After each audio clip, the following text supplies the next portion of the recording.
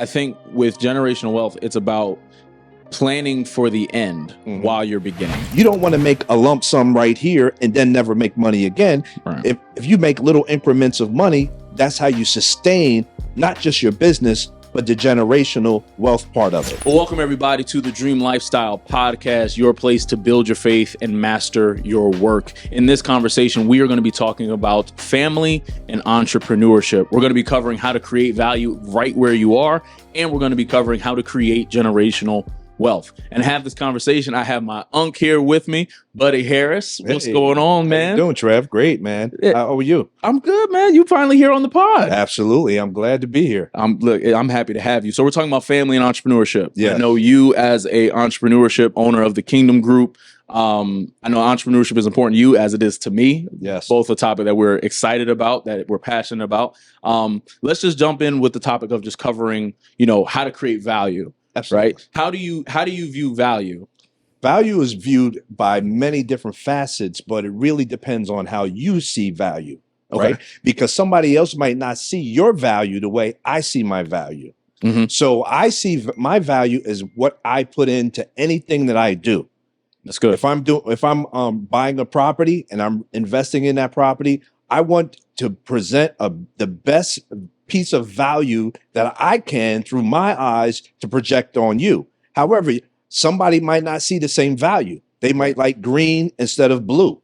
So I might have a different opinion or a different understanding of value than somebody else. But my value that I want to project to the world is I want to give the best product that I can to anybody that I want to sell my product to. I love the way that you put that, because when I first started my businesses and stuff, I just wanted to create stuff that I liked, stuff that made sense to me without actually doing the research to actually hear what other people valued. Because understanding the market is crucial. It is because you want to actually be selling a thing, whether it's a product or a service, that people actually want to buy, not just because you think it's cool. Absolutely. Like that was like the biggest shift for me. Like when I first started Craft Your Dream, I was like, okay, I'm just going to start these virtual events with these different topics that just sound good and people need them. And, just basically like what I think. I think people need a confidence event. I think people need a principles event. I think people need a goal setting event, right? Right. As opposed to your point, the market research.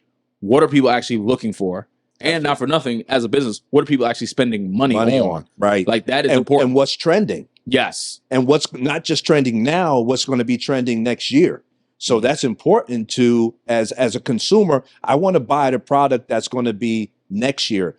The cars come out in August of the year previous because they already know what the customer is looking for. And that's the same thing we want to do as entrepreneurs. We want to put the best product out there early so that other people will catch on to the trend of what we put out there. Now, I want to go deeper into the value piece, because I think value is one of those things. Another way in which I would define it is just whatever it is that can solve someone's problem, right? Like if I'm able to solve a problem that is expensive for you, a problem that is a pain in your side, a problem that keeps you up at night, whatever the case is, the faster I can solve that problem for you, or the greater impact I can have in solving that problem for you, that's to me where the value increases, right? So how does someone even do the market research? Because we're saying market research. Like how did you, in your space, because you're in the real estate space, yes, like how do you do that market research? Just talking to people, being honest. Communication is key when it comes down to being in real estate and construction and that whole business. It's absolutely paramount that you talk to people, and talk to women, especially because they really they're going to make the final decision when it comes down to purchasing, buying and stuff like that. Yeah, the husband might, or the man might put down the money, or he might say, yeah, I want this change, but the house is for the woman. So when talking about entrepreneurship in my lane, that's what I really do. What are women looking at this season, and what are they going to be looking at next season? Can I put a color out there, a color chart out there to a woman and get her advice? So that is how the value goes either up or down. But also value is time. Yeah. Because you may know how to do something, but you don't have the time to do it. So now that's where I come into play. Now that's where my construction company comes into play, Yeah. because now we can come in and do certain things that you just don't have the time to do, even though you have the knowledge and the skill base to do it, but not. So we come in and we actually add value to your life because you can do other things. That's so good. You're That's talking so good. about creating generational wealth. Sometimes you don't want to stop what you're doing, especially as a man, as a king. You don't want to stop your progress on your job. If you're in a multi-million-dollar business, if you're making a multi-million-dollar deal, you don't want to go home and paint this weekend. You want to complete that deal.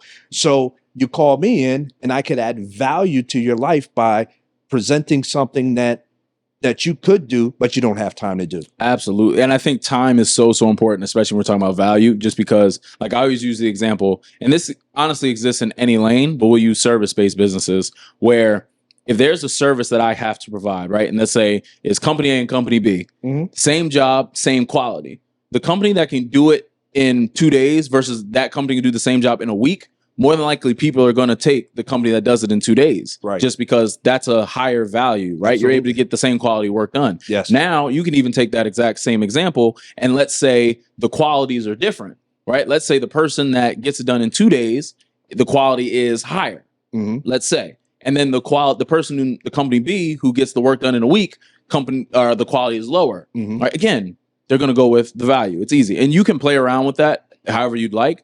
But more than likely, it really always dumbs down to the time it takes as well as the quality of the work. And then to your point of the market research of actually having those conversations to really hear what are people actually paying attention to. Right. Because I think even with me, for me in my space as a personal coach, and now even with my production company, time is a really big thing. Like, I know that, when people ask for a video project, they're used to the market, in my case, is used to, it'll take about a month before I give you your video. Right. But you work with me and my company, I get you your video back in a week.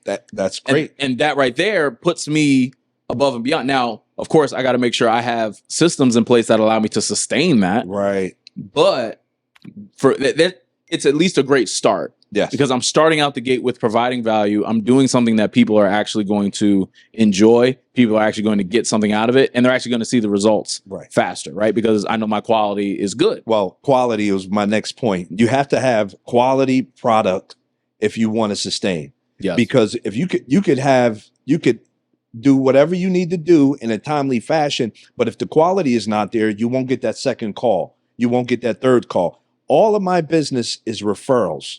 Facts. Because we do a job, we buy a house or we renovate a house for someone. They say, man, this guy, the Kingdom Group, this guy, Buddy Harris, you got to call him. He does great work. Yeah. And so the quality, the time factor, everything. So I have a couple of different businesses going right now. So with my construction company, I might take a little bit longer, but the quality is still there. And I tell a customer up front, listen, I have a couple of things going right now. It might take 2 weeks instead of a week. Are you okay with that? I'm going to charge you a little less, but I'm still going to give you the same quality. That's good. Because if I have a couple of different things going on, I'm still making the same money, even though the product is really not about the money. It's a totality of circumstances. I want to be able to have generational wealth, right? Yeah. So we're going to get into generational wealth, but you don't want to make a lump sum right here and then never make money again. Right. If you make little increments of money, that's how you sustain not just your business, but the generational wealth part of it. And I love what you said, because what I'm hearing in your answer was having integrity, but then also going above and beyond every chance you get at every step. So it's actually letting the person know, hey, instead of this project taking a week, it's actually going to take me 2 weeks because of my bandwidth, and I'll adjust the price accordingly. But just having the integrity to actually say, hey, are you okay with this? Oh, right? Yeah. Because absolutely. At least in your space, in the construction, I know there are construction companies out there where they'll still say, oh, we'll get it done in a week, knowing it's actually going to take them 3 weeks, right? Absolutely. And that's it's frustrating. But the integrity piece is actually saying, hey, this is how long it's actually going to take me. I know it's a little longer than it should, but we'll work with you and adjust accordingly. Are you cool with it? But then also the going above and beyond, I think that's where the referrals piece comes in. Like for me, with what I do, when I'm working with a client, most of the time working specifically with the owner or whatever, I'm sending them a video prep packet that doesn't even say much, but it just says, hey, drink water, think about what you're going to be wearing, be excited, right? And it's just a quick little touch point that's just lets them know, hey, I really care, Mhm. right? I really care about your project. Like, this is a big production that we are doing. Right. Regardless if you got my highest tier package or you got my lowest tier package, this is a big deal. So we're going to treat it like that. While we're working together, we're on the same team. Yes. And guess what? We're going to win. Yes. And so that's the way I go at any project. And so you said something about having integrity. When you're a man of God, especially a king, especially you identify yourself as a king, you have no choice but to have integrity. That's right.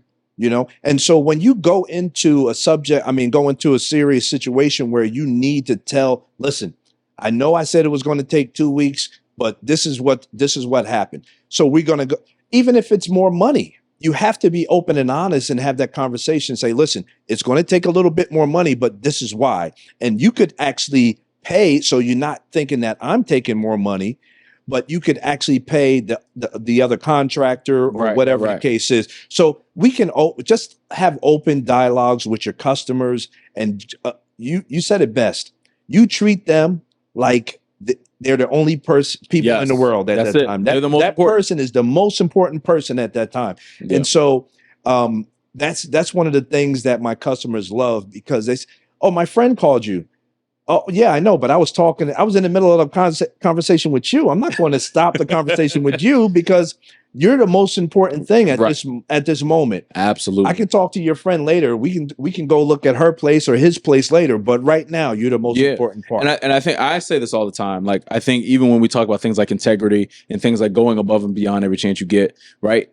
I'm a firm believer that entrepreneurship really is self-discovery. Oh, yeah. Like, the better of a human being that you are, from a just personal development standpoint, right? And obviously us as kings, as kingdom men, right? Like, the standard is even higher. Definitely. But the more I can get in line with just living at that type of standard as an individual, my business is going to do better. Absolutely. Right? Like, if I can always have integrity, of course, if I can always go above and beyond, always operate with excellence, always let my yeses be yeses and my no's be no's. Right. You're going to give yourself a really good chance at being successful when it comes to entrepreneurship. Right. And I think too, and I think it's important that we touch on this, there's some people that might be hearing us and they're like, well, entrepreneurship, I don't want to start my own business. Like, that's a lot. I think what I'm bringing this up just because you have to look at the definition of entrepreneurship. Mm-hmm. The definition of entrepreneurship just basically says to create value or worth in an economic system. Right. And the only difference between someone that starts their own business and someone that just works a 9 to 5 is the person that starts their own business is creating the economic system. Mm-hmm. The person that is working the 9 to 5 is basically going to go into an already existing system, right, and create that value or worth. Or support that business. Yeah, or support it, right? So technically, by that definition, everyone's an entrepreneur. Absolutely. Technically. So with that, right, talk about that important shift where it's not necessarily thinking about, oh, I'm building a business or I'm working a 9 to 5, but it is about just creating value. So it's creativity. If I have a integral part or piece that I could see that the company could use, but I don't know how to get to it because I'm nervous about telling them about it because they're going to steal my idea. You put everything on paper and you pitch it to them and you just ask for a portion of the company. Tell them that you want interest in the company. I'm still going to work here. I'm not trying to leave. I still want to be an employee here, but I have something that could help you make more money. Right. And all I want is a little piece of what you make. Mm-hmm. And so that's an entrepreneurial move. Absolutely.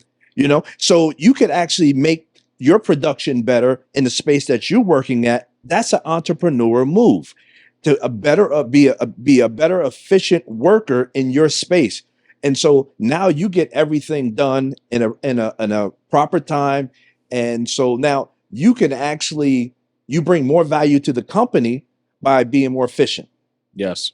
And so that is an internal way. But now an external way, I think that if you have a 9 to 5, you should work for yourself from 6 to 11.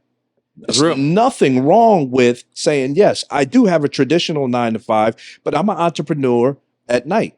Mm-hmm. Whether making T-shirts, you're making coffee cups, you're making something, making food for a family, whatever it is, we can all be entrepreneurs. We do it every day, just like you said, in our 9 to 5s. Yeah. Now we could just create a space that we enjoy doing from 6 to 11. 100%. And it's ultimately, and we mentioned it before earlier, like it's just solving problems. Yes. Right. If you're able to identify problems, whether it's at your 9 to 5 job and you basically pitch it right in a way that's official with the paperwork, paper trails and everything like that, but then also asking for your worth, because it's like, hey, if we add this component, this service, this add-on, whatever the case is, this will boost the company overall. And I want to be compensated, whether it be equity, whether it be a bonus, whether it be stocks, whatever it is. Yes. Right. But even in the external world, it's like, okay, 10 people have problems with fill in the blank. Right.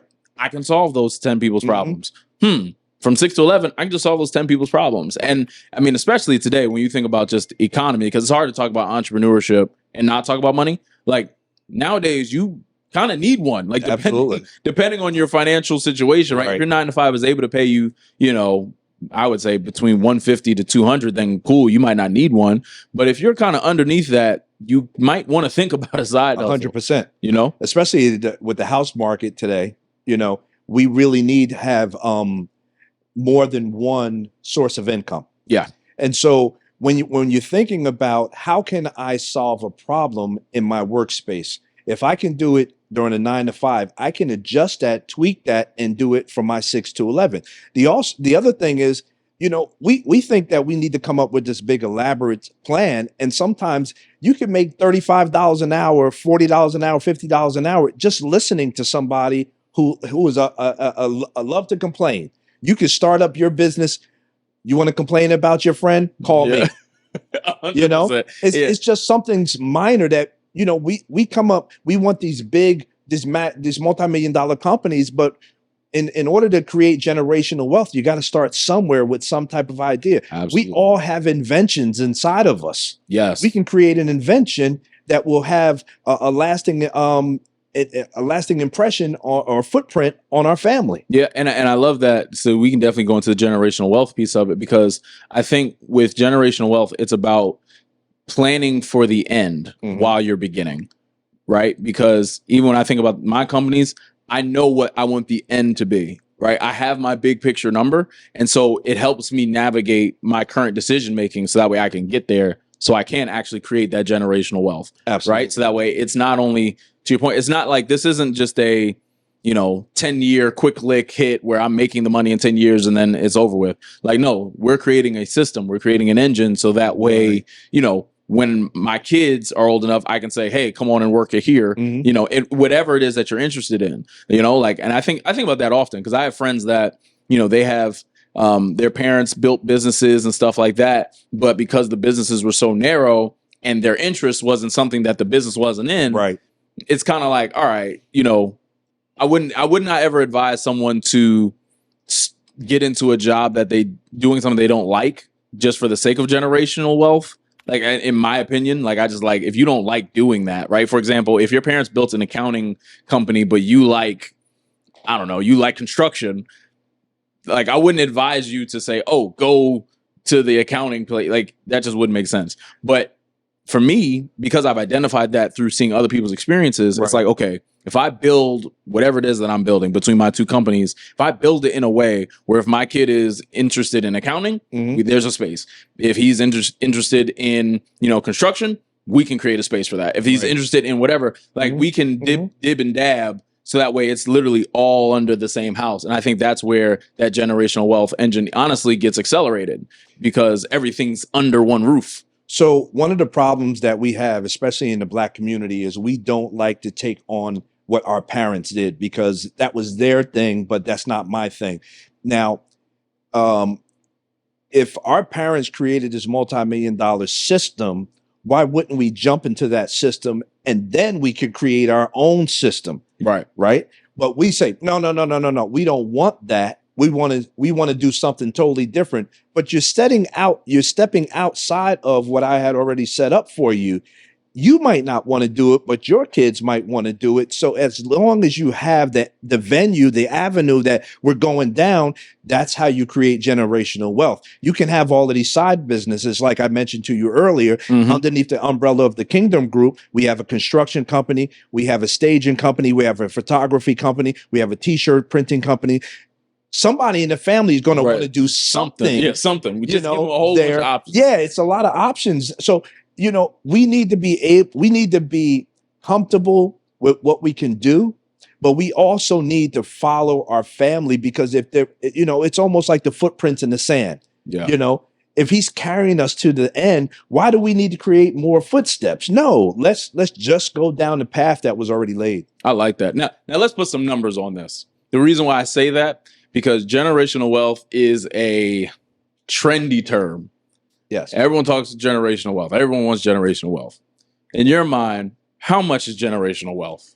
Well, generational wealth, you have to have 7 figures. You can't do it with hundreds of thousands. You need to go into the millions. Yeah. So I'm retired. I've been retired for 5 years from law enforcement. So my company right now is in the process of creating generational wealth. Now, my kids might not see that generational wealth, or they might see it on the tail end, but my grandchildren will definitely see generational wealth. As long as the economy doesn't change too drastic, if we stay on this, the train that we're going on right now, we can create generational wealth before I pass on. That's and good. Then that groundwork, the path is laid already. So now all they have to do is just follow it. And again, if they don't like the real estate game, if they want to build buses or drive buses, now they can open up their bus company, because now they have the equity in the business to go open up a bus company.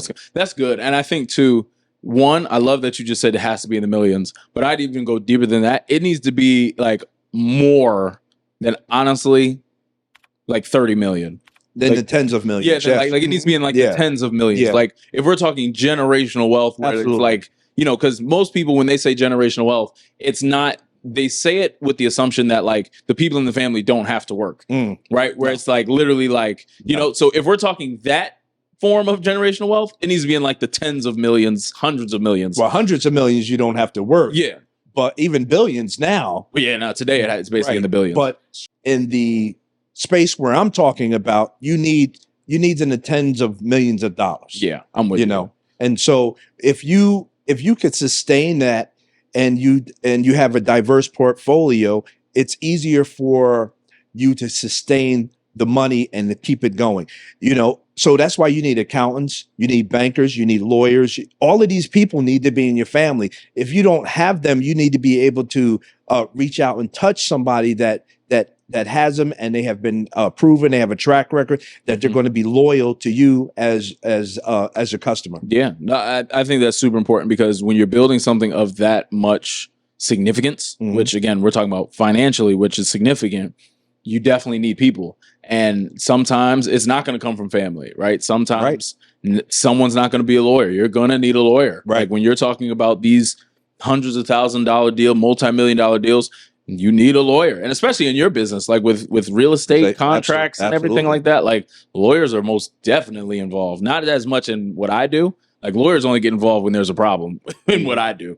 But yeah, I mean, you definitely need to make sure that you have identified people. And that's even circling back to our point before, where it's like, if you are always living with integrity and you're always going above and beyond, it'll make it actually a lot easier to identify those people, because people actually want to help you, because they're like, oh, I want to see you succeed. And I want to be a part of a team that's moving forward, and moving forward is successful and has integrity. That's a big piece.